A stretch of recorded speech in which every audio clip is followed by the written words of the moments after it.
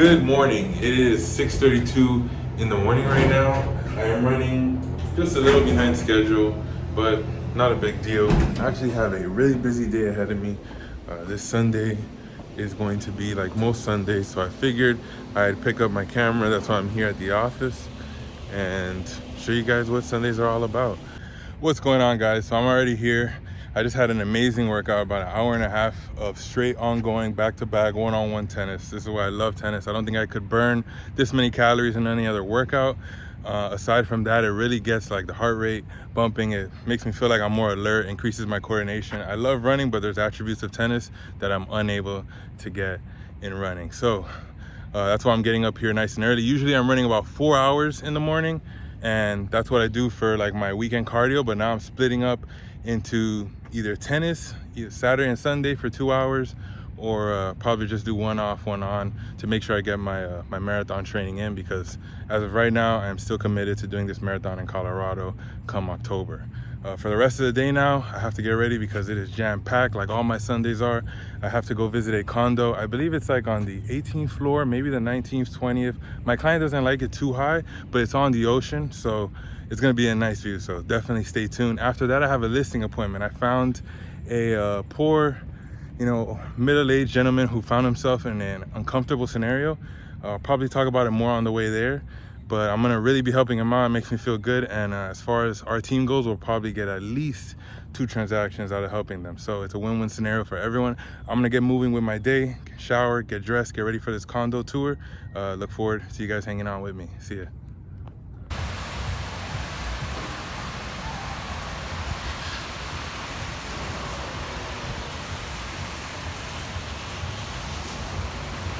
What is going on, guys? I am on my way now, going to the 14th floor. I'm actually late. My client's already there.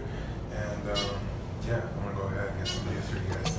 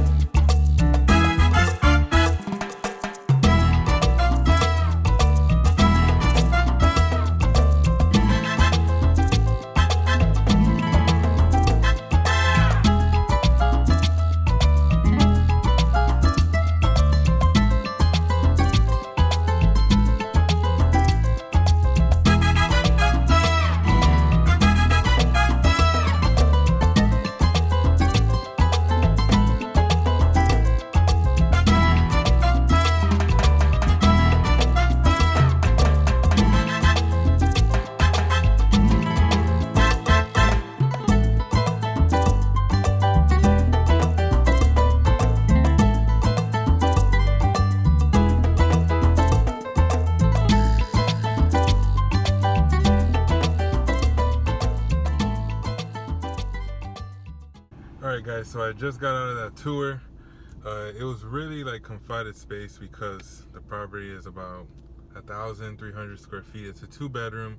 It's going to be a weekend home for my client, but he really had a tough time digesting the price for the major fact of privacy. It really shocks me how a lot of these newer buildings here on Miami Beach, they really try to squeeze as many units as they could, and they sacrifice some privacy sometimes, and it really hurts the consumer. So as much as the fear is around a lot of these older buildings after the tragedy that happened in Surfside, we're still seeing some preference for some of the older condos, just because of the fact that we saw some older buildings that have, concrete slabs right next to them to guarantee the fact that you will have privacy. So to me, it's a slam dunk when it comes to an older unit for half the price, that you can also get more privacy than a newer unit. So we're probably going to revisit some older units a second time. Now I got to get back to the office, kind of get prepared for the listing appointment I have now. This is a prospect that we've been chasing for quite some time now. I'm going to actually give you guys more details when I'm not driving, because I don't have a car holder yet. I'm actually holding my gimbal right now because my GoPro battery got jammed in the GoPro because I put it the wrong way, and so I'm not able to use it in the car. I just started this, guys, so just bear with me, please. I promise you, I'm gonna get way better at my content and all of my machinery soon. See you soon. Alright guys, so right before I leave the office, I want to give you a quick update. Today was an extremely long day.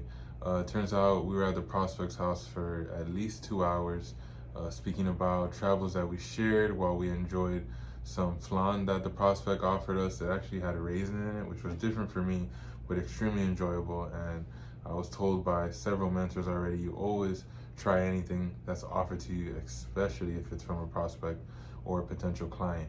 So we tried it, it was delicious. We shared coffee, and we came to the conclusion that the original thought that we had about selling their home being the most advantageous option for them turns out to be something that they are not 100% sold on. They're stuck between a different scenario, which has some pros and cons to it. Like I mentioned, this client wants to do a reverse mortgage so that they don't have to worry about monthly payments on the property. The new idea that they are considering is just taking out some equity out of their current home so they can go and buy the home that they actually want to live in, do a reverse mortgage on that one, and then also rent out the primary property that they were living in originally. So I told them that this is, a great option to take advantage of not only the rising values in the city that are rising tremendously, but also with the rising rents as well. So you got the values in Miami, which they don't get to benefit off directly while they're living in the property, but the rents is something that they can benefit off if they have an investment property. So we highly encourage them that if, maximizing their income was something that they were most interested in, this is an alternative that they could consider. One thing we did want to highlight though is the fact that even though they won't have to worry about paying a mortgage on the property they'll be moving into, since the reverse mortgage allows them to live in the property without paying a mortgage, the investment property won't be the same scenario.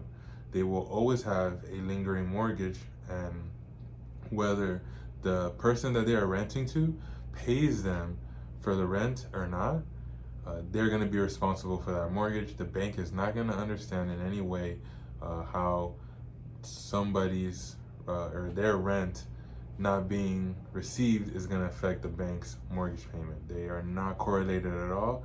The bank has no remorse for how you come up with the payment. It just needs to be taken care of, and that's the obligation that you signed with them, and you're expected to oblige by that obligation.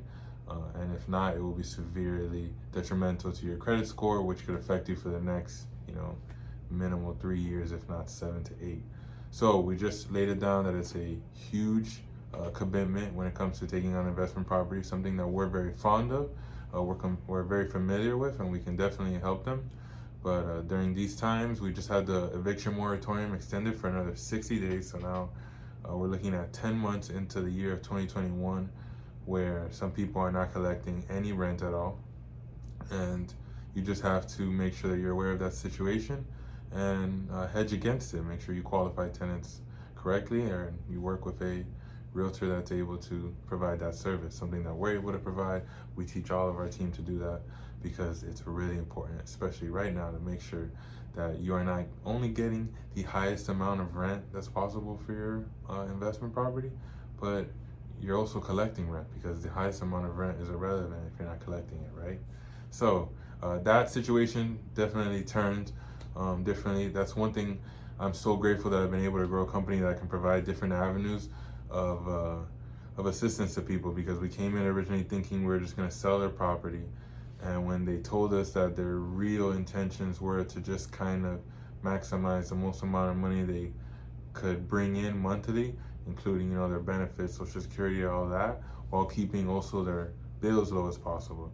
So as soon as they talked about increasing their income, that kind of sparked a light bulb for us. We brought up the scenario. It sounded like the best scenario in the world until we told them what the cons are with this scenario, because we have to be extremely transparent with our clients if we want to make sure that we're really giving them the best option, both in their interests and in things that they might not foresee, whether it's clear in front of them or long term that might be a hidden attribute.